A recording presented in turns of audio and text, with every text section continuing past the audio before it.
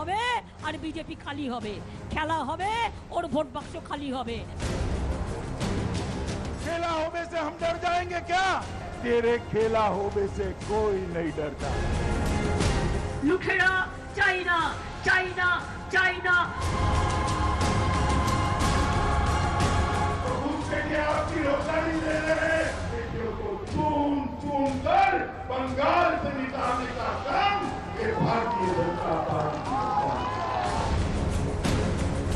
BJP के विदाई दिन, बांग्ला के शांति से थकते दिन। 2 मई के बाद किसी की ताकत नहीं है दुर्गा पूजा को रोकने की।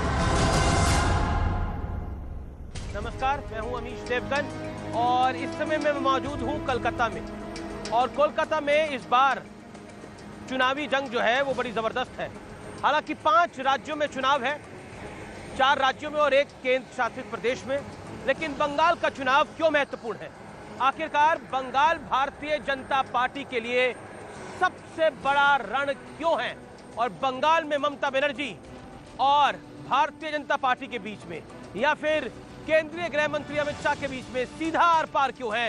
आज इसका संपूर्ण विश्लेषण करेंगे मेरे साथ पूरा दिन, क्योंकि आज का पूरा दिन हम बताएंगे भारतीय जनता पार्टी के चाणक्य कहे जाने वाले केंद्रीय गृह मंत्री अमित शाह के साथ।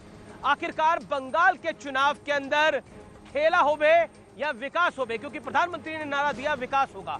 भारतीय जनता पार्टी का घोषणा पत्र सोनार बांग्ला की बात करता है, लेकिन ममता बनर्जी कहती है कि मेरी चोट के साथ मुझे इस बार भरपूर वोट मिलेगा और मैं सिर्फ बंगाल में नहीं जीतूंगी, मैं बंगाल जीतने के बाद 2024 की तैयारी करूंगी और दिल्ली से बीजेपी को हटाऊंगी।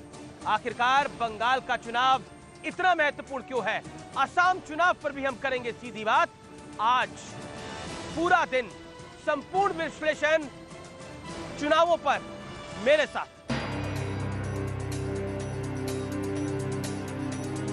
आज का पूरा दिन हम बिता रहे हैं केंद्रीय गृह मंत्री अमित शाह के साथ और जानने और समझने की कोशिश करेंगे कि 5 राज्यों के चुनाव में भारतीय जनता पार्टी के लिए सबसे बड़ी प्रायोरिटी कौन सी है। बंगाल पे भी सीधी बात करेंगे और साथ ही साथ असम के बारे में भी रणनीति को समझने की कोशिश करेंगे कि अमित शाह असम के बारे में क्या सोचते हैं। तो आज का पूरा दिन केंद्रीय गृह मंत्री अमित शाह के साथ, जिनको भारतीय जनता पार्टी का बड़ा रणनीतिकार भी कहा जाता है।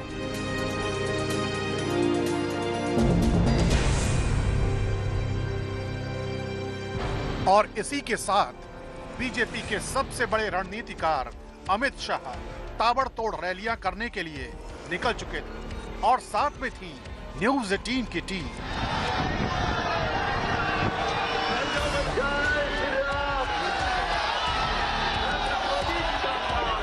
कार्यकर्ताओं से मुलाकात के बाद अमित शाह पूरे जोश के साथ रैली से मंच की ओर बढ़ चले।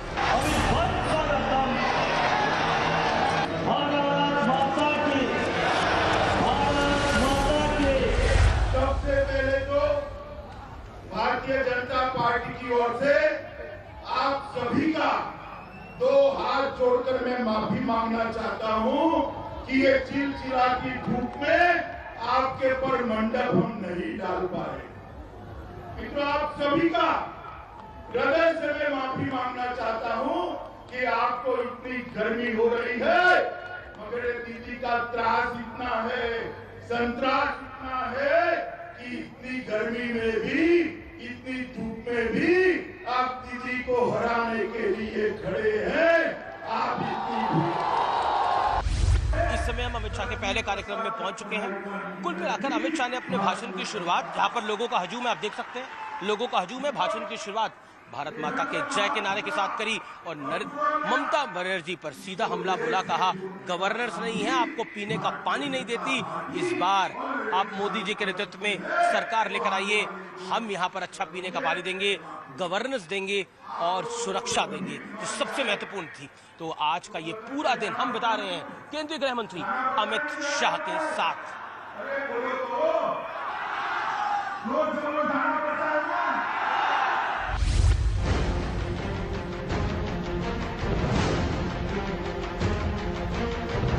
एक के बाद एक रैलियों का दौर चलता रहा और अमित शाह बिना रुके बिना थके अपनी मंजिल तक आगे बढ़ते रहे। वही जोश, वही उत्साह और उसी गर्मजोशी के साथ समर्थकों और कार्यकर्ताओं का अभिवादन स्वीकार करते रहे।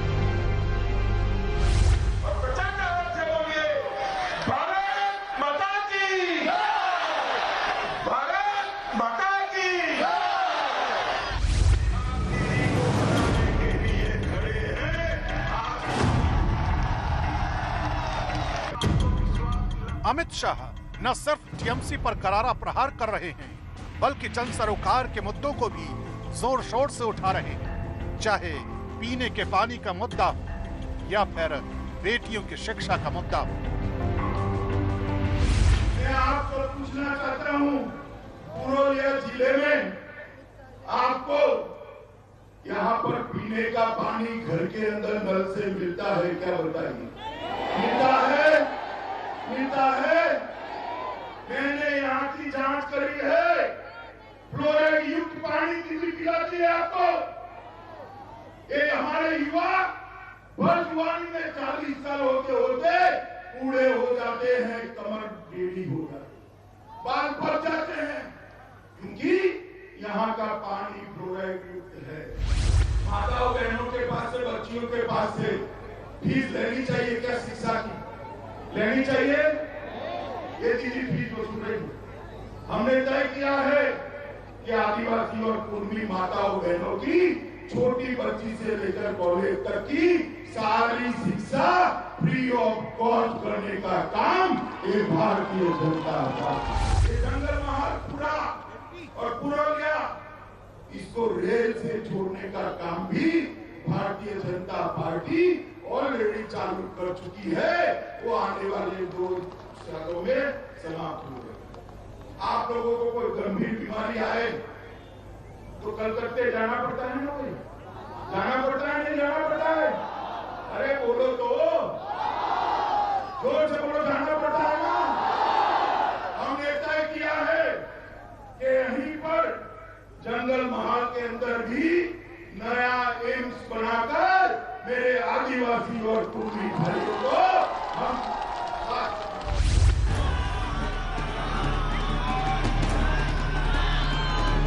दिन ढलता जा रहा था, लेकिन अमित शाह के उत्साह और कार्यकर्ताओं से मिलने के जोश में कोई कमी नहीं दिखाई दी और हेलीकॉप्टर एक बार फिर उड़ चला अपनी अगली मंजिल की ओर।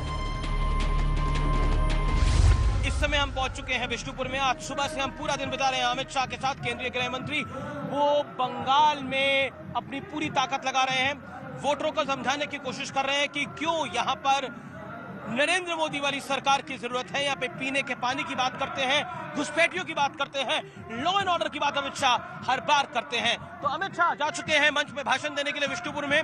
तो विष्णुपुर का मंच तैयार है और हम भी चलते हैं अमित शाह के उस मंच पर, जानने और समझने की कोशिश करते हैं वो यहाँ पर क्या कहते हैं। पब्लिक यहाँ पर बहुत उल्लास में है। जिस जगह अमित शाह पहुंचते हैं वहां पर जय श्री राम का नारा पब्लिक लगाती है। तो क्या जय श्री राम का नारा पब्लिक को कनेक्ट कर रहा है? ममता बनर्जी जिस नारे से सबसे ज्यादा चिढ़ रही थी, क्या वो पब्लिक के कनेक्ट का सबसे बड़ा नारा बन गया है? इसको भी डिकोड करने की कोशिश करेंगे। मेरा आप सबसे निवेदन है कि गठबंधन हटाना है तो भारतीय जनता पार्टी को देना।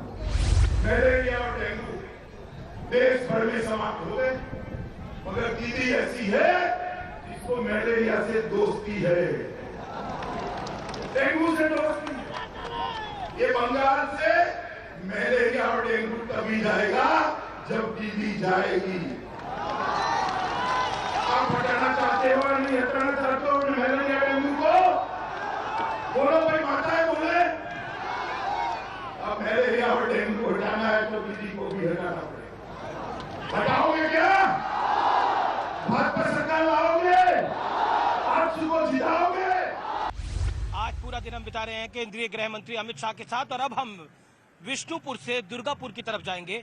गृह मंत्री अमित शाह लगातार टीएमसी पे हमला बोलते हैं, गवर्नेंस की बात करते हैं और सीधे तौर पर कहते हैं कि नरेंद्र मोदी के नेतृत्व में इधर सरकार बनाइए, आपका जीवन हम सुधारेंगे। अमित शाह उस पर फोकस करते हैं। अमित शाह ने बंगाल में काफी पहले से ही प्रचार की कमान संभाल ली थी और शायद यही वजह है कि वो पूरे आत्मविश्वास के साथ कह रहे हैं कि इस बार बंगाल में घूमकर एक बात साफ दिख रही है कि जनता ने टीएमसी को सत्ता से बाहर करने का मन बना लिया है। आखिरकार एक के बाद एक कई रैलियों को संबोधित करने के बाद अमित शाह कोलकाता लौट आए, लेकिन चेहरे पर थकान अभी भी नदारद थी। शायद अमित शाह का जुनून उन्हें बीजेपी का सबसे बड़ा रणनीतिकार बनाता है। रैलियों के बाद अब बारी थी अमित शाह के साथ हमारे साक्षात्कार की। नमस्कार, मैं हूं अमीश देवगन। आज सुबह से हम पूरा दिन बिता रहे हैं गृह मंत्री अमित शाह के साथ। हम उनके साथ उनके कई कार्यक्रमों में गए। अमित शाह जी, सुबह से आज हम पूरा दिन आपके साथ बिता रहे हैं। मेरा आपसे सबसे महत्वपूर्ण सवाल यही है शुरुआत में कि बंगाल में भी चुनाव है, तमिलनाडु में भी चुनाव है, असम, पांडिचेरी, सब राज्यों में चुनाव है, लेकिन बंगाल भारतीय जनता पार्टी के लिए इतना अहम क्यों है? ऐसा नहीं है, सब राज्य हमारे लिए अहम है। बंगाल में चूंकि सीटों की संख्या ज्यादा है तो यहाँ पर ज्यादा लोग आना पड़ता है। क्योंकि लगातार हम देख रहे हैं कि आप भी प्रचार बंगाल में कर रहे हैं, आप बाकी राज्यों में भी जा रहे हैं, लेकिन कहीं ना कहीं ऐसा लगता है कि बंगाल के अंदर, क्योंकि आपने कहा भी था पहले जब 2017 में यूपी का इलेक्शन जीत के आई थी कि भारतीय जनता पार्टी का सबसे बड़ा स्वर्णिम काल तभी आएगा जब आप केरल में, बंगाल में आप लोग सरकार बनाएंगे। इस वजह से नहीं, ऐसा नहीं है। देखिए, यहाँ पर 400 सीट है जी। असम की सीटों की संख्या, तमिलनाडु में हम 20 सीटों पर लड़ रहे हैं और केरल की सीटों की संख्या का योग मिला तो 400 भी नहीं होता है, तो यहाँ पर स्वाभाविक रूप से ज्यादा आना बनता है। घोषणा पत्र में आपने बोला कि आप सोनार बांग्ला की बात करेंगे। हालांकि ममता बनर्जी कहती है कि इस बार खेला होबे, उनको चोट भी लगी हुई है, वो कहती है खेला होबे, खेला होबे। चले, उनको खेला होबे करने दीजिए। मोदी जी ने कहा है विकास होबे। अब बंगाल की जनता तय करेगी कि खेला चाहिए या विकास चाहिए। सीए का जिक्र भारतीय जनता पार्टी के नेता और आप भी काफी करते हैं।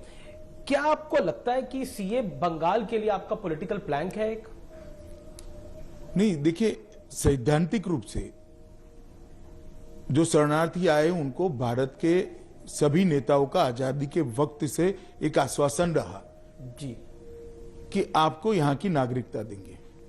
अब 70 साल से किसी ने ये नहीं करा। भारतीय जनता पार्टी ने 2019 के अपने चुनाव घोषणा पत्र को, सीए को हमने चुनाव घोषणा पत्र में रखा था और 20 में हम कानून लेकर आए। इसको मैं नहीं मानता राजनीतिक दृष्टि से देखना चाहिए, मगर जब आप सीए का विरोध करते हो तो ऑटोमेटिक चीज पॉलिटिकल हो जाती है। और मैं इतना ही पूछना चाहता हूं, जो पार्टियां विरोध करती हैं, जो शरणार्थी आए हैं उनको नागरिकता मिले, उसमें भला विरोध क्या हो सकता है? लेकिन एक चीज बड़ी महत्वपूर्ण है, क्योंकि मटुआ समाज को सीए का सबसे ज्यादा फायदा मिलेगा ऐसा आकलन लगाया जा रहा है और करीब करीब 70 सीटों पर इस समुदाय का बड़ा प्रभाव है। इसीलिए इसको कहा जा रहा है ये राजनीतिक स्टंट है। असम में आप लोग थोड़ा चुप हैं, बंगाल में थोड़ा ज्यादा मुखर होकर बोल रहे हैं। असम में भी चुप नहीं है। असम में किसी ने विरोध नहीं करा था, वहां की सरकार ने विरोध नहीं किया। यहाँ की सरकार ने इसका निंदा प्रस्ताव किया था, इसलिए यहां बोलना पड़ रहा है। महिला वोटों पर आपकी वोट बैंक पर एक नजर है। आपने बोला है कि अगर आपकी सरकार बनेगी तो सरकारी नौकरी में 33% रिजर्वेशन जी आप लोग, हम देने वाले हैं, आप लोग देंगे। क्या आपको लगता है कि जो ममता बनर्जी अपना बंगाल की बेटी का पॉलिटिकल कार्ड खेल रही है उसका? नहीं, ऐसी स्थिति, ऐसी बात नहीं है। देखिए, हमने महिलाओं के लिए 33% रिजर्वेशन करा है। केजी से पीजी तक की पूरी शिक्षा को हमने फ्री ऑफ कॉस्ट करा है। पूरे बंगाल में सरकारी ट्रांसपोर्टेशन में बंगाल की बेटियों को, माताओं को फ्री ऑफ कॉस्ट ट्रांसपोर्टेशन की व्यवस्था करी है। आज बंगाल के अंदर जो दारुण गरीबी है, उससे कम से कम महिलाओं को एक प्लेटफॉर्म देने की जरूरत है, ऐसा सब लोग फील करते हैं। तो ये प्लेटफॉर्म देने का हमारा एक प्रयास है। क्या अमित शाह जी, क्योंकि हमने बार बार देखा इस हर रैली के अंदर आप घुसपैठ की भी बहुत ज्यादा बात करते हैं। आप कहते हैं कि घुसपैठ जो है उसको हम रोकेंगे, क्योंकि आप देश के गृह मंत्री भी हैं। विपक्ष की तरफ से आरोप लगता है क्यों पहले घुसपैठ नहीं रुक रही थी, जो अब गृह मंत्री कह रहे हैं कि बंगाल में सरकार बनेगी तो रुक जाएगी? इसलिए क्योंकि घुसपैठ सिर्फ भारत सरकार से नहीं रुक सकती, पूरा इकोसिस्टम होता है। अगर कोई डीएम सरकारी पॉलिसी के तहत घुसपैठ को बढ़ावा देता है तो बीएसएफ नहीं रोक सकती। कोई एसपी डिस्ट्रिक्ट का, आप कह रहे हैं स्टेट पैट्रोनेज है। हाँ, तो एक इकोसिस्टम ही टोटल ऐसा बनना चाहिए जो घुसपैठ को रोकने के लिए कटिबद्ध हो, तभी घुसपैठ रुक सकती है। और असम में भाजपा की सरकार बनने के बाद परिणाम अच्छे आए हैं। मेरा अगला सवाल आपसे यही है कि चुनावों के अंदर जिस तरह की भाषा का इस्तेमाल हो रहा है, ममता बनर्जी ने भी कुछ शब्दों का इस्तेमाल कर रहा, आप क्या कहना चाहते हैं जिसमें दुर्योधन दुशासन जैसे शब्दों का इस्तेमाल किया गया? चलिए, वो ममता जी का खुद का निर्णय है, मगर मेरी पार्टी का संस्कार नहीं है।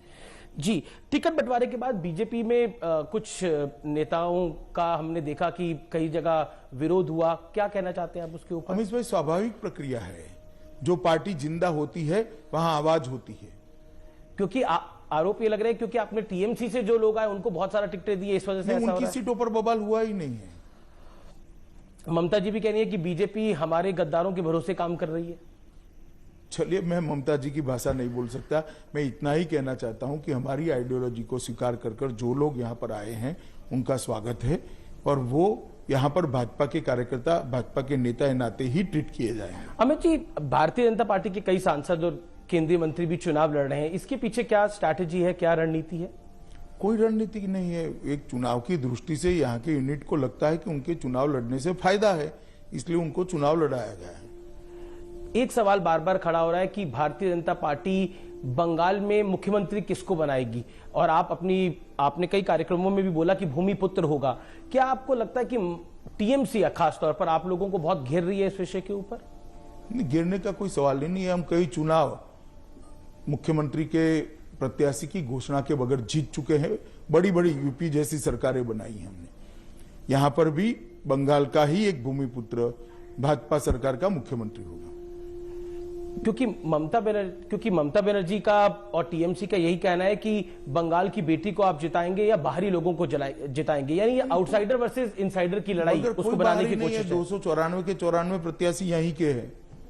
ममता जी किसकी बात कर रही है? वो कह रही है बीजेपी के कई सारे नेता बाहर से आ गए हैं चुनाव लड़वाने के लिए, प्रचार करने के लिए आए हम तो। और मेरी पार्टी ऑल इंडिया पार्टी है, अखिल भारतीय दल है, ममता जी का एक राज्य का दल है। तो जब प्रणब बाबू देश के नेता बने तो बाकी देश के लिए बाहर ही थे क्या? सुभाष बाबू ऑल इंडिया कांग्रेस कमेटी के अध्यक्ष चुने गए तो बंगाल के बाहर वो बाहर ही थे क्या? इस प्रकार से देश नहीं चल सकता। कल प्रधानमंत्री जी ने बहुत खूबसूरती से बताया है जनगण मन का भाव, कि पंजाब, सिंध, गुजरात, मराठा, द्रविड़, उत्कल, बंग, ये सारा एक ही है।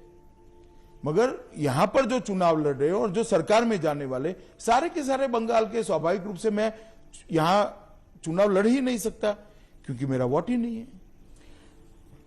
आप कह रहे हैं कि आउटसाइडर वर्सेस इनसाइडर का कोई मामला नहीं है और ये विषय खड़ा ही नहीं होता आपके लिए। जिनके पास एजेंडा नहीं है वो ही इस प्रकार के मुद्दे खड़े करते हैं। पर इस विषय से क्या आप भारतीय जनता पार्टी को बैकफुट पर लाने की कोशिश है? कोशिश कुछ भी हो, ऐसा कुछ होता नहीं। ममता बनर्जी को नंदीग्राम में चोट लगी और सिंपैथी वोट की बात हो रही है, इस विषय पर आप क्या कहना चाहते हैं? आपने एक इंटरव्यू में बोला कि सार्वजनिक करनी चाहिए मेडिकल। उन्होंने स्पष्ट करना चाहिए पहले कि चोट हमले से लगी है या दुर्घटना से लगी है। इतनी स्पष्टता उन्होंने कर देनी चाहिए और इसका मेडिकल रिपोर्ट भी लोगों के सामने पारदर्शिता से रखना चाहिए। हमने यूपी का चुनाव भी देखा, बिहार का चुनाव भी देखा, लेकिन ऐसा क्या है बंगाल के चुनाव में और या फिर केरल में भी कि यहां पर चुनावी हिंसा जो है वो बहुत ज्यादा होती है। आपके एक कार्यकर्ता को आज भी उनका देहांत हुआ है, उसको मारा गया है। मैं इतना ही कह सकता हूं बंगाल की जनता को, 2 मई के बाद भारतीय जनता पार्टी की सरकार बनने के बाद बंगाल के अंदर चुनावी हिंसा पास्ट बन जाएगी, भूतकाल बन जाएगी। क्या आपको लगता है कि जिस तरह से बीजेपी कहती है कि उनके 130 कार्यकर्ताओं को मौत की घाट यहां पे उतारा गया, आप भी कहते हैं कि जब हमारी सरकार बनेगी तो हम कार्रवाई करवाएंगे उसके ऊपर, क्या आपको लगता है कि यह भी बड़ा कारण है कि भारतीय जनता पार्टी काफी मोबिलाइज करने की कोशिश कर रही है? नहीं, मोबिलाइज क्या करना, हम चुनाव लड़ रहे हैं। तो चुनाव में लोगों के बीच में जाना ही पड़ेगा, हमारा दायित्व है, हमारा विचार लेकर, हमारा संकल्प पत्र लेकर, हमारी आइडियोलॉजी को लेकर। न्यूज 18 इंडिया ने एक ऑपरेशन किया था जिसके अंदर बंगाल में बम बनाने की फैक्ट्री का एक्सपोजे हुआ था और उसको लेकर इलेक्शन कमीशन में भी शिकायत गई है। क्या कहना चाहते हैं आप? नहीं, चुनाव आयोग ने काफी कदम उठाए हैं और वो चुनाव आयोग पर निर्भर करता है कि आपके रिपोर्ट के आधार पर वो लोग क्या देश के गृह मंत्री होने के नाते ये चिंता का विषय है। जब चुनाव होता है तब गृह मंत्री का कोई अधिकार नहीं होता, चुनाव आयोग का होता है।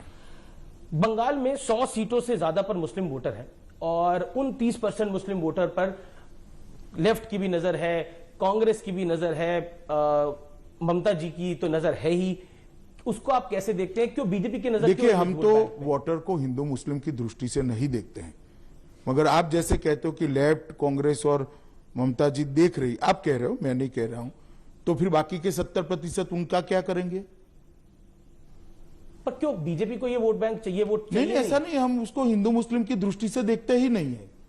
हर नागरिक वोटर है, हर नागरिक को, अच्छे व्यक्ति को वोट देना चाहिए। नहीं, आप कह रहे हैं कि हम हिंदू मुसलमान की दृष्टि से नहीं देखते, लेकिन जय श्री राम का नारा लगता है हर नहीं। जय श्री राम में क्या मुस्लिम विरोधी है? पर एक धर्म का तो नारा है ही। जरा भी नहीं। ये यहां पर जिस प्रकार से एपिसमेंट हो रहा है, इसके विरोध का नारा है।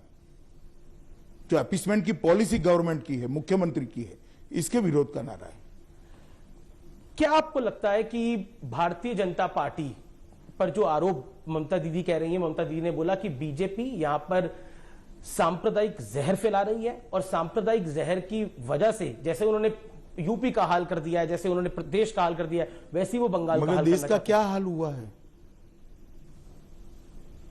देश में डेवलपमेंट बढ़ा है, दंगे कम हुए हैं, यूपी में भी एक भी दंगा नहीं हुआ है। क्या हाल बढ़ा है? और आपके यहां क्या स्थिति है? आपने क्या हाल कर दिया है? अभी अभी आज ही तृणमूल कांग्रेस के एक नेता ने कहा कि 30% मुसलमान अगर इकट्ठा हो जाते हैं तो 3 पाकिस्तान बन जाए। कौन फैला रहा है जहर? हम फैला रहे हैं क्या? हमने क्या कहा है? वो कह रहे हैं कि हिंदू मुसलमान कर रहे हैं, मगर क्या हिंदू मुसलमान करा? हम तो बोले नहीं, पोलराइज कर रहे हैं। और ये जो 30% वाला बयान तृणमूल के नेता ने दिया है, ममता दीदी क्या करेगी उसका? आज तक तो निंदा भी नहीं करी है। कहते हैं दुर्गा पूजा तो पहले भी इधर होती थी, अब ये लोग कहते हैं दुर्गा पूजा नहीं करने देते, तो उस तरह का। देखिए, दुर्गा पूजा 4 साल तक दुर्गा पूजा कोर्ट में जाने के बाद कोर्ट की दखल से हुआ है, ये रिकॉर्ड है। आपके टीवी की टीम रिसर्च कर ले, जरा डाउनलोड करे कलकत्ता हाईकोर्ट के ऑर्डर्स को। और क्यों जाना पड़ा कोर्ट में लोगों को? आपने एक अपने कार्यक्रम में बोला था कि चुनाव आते आते तक ममता दीदी जो है वो जय श्री राम बोलेंगी, लेकिन अब चंडी पाठ, दुर्गा पाठ वो सब कर रही हैं। चलिए, अच्छा ही है, मगर बहुत देर हो गई है। धन्यवाद। जी। तो ये थी आज की हमारी गृह मंत्री अमित शाह के साथ मुलाकात। आज पूरा दिन हमने गृह मंत्री अमित शाह के साथ बिताया।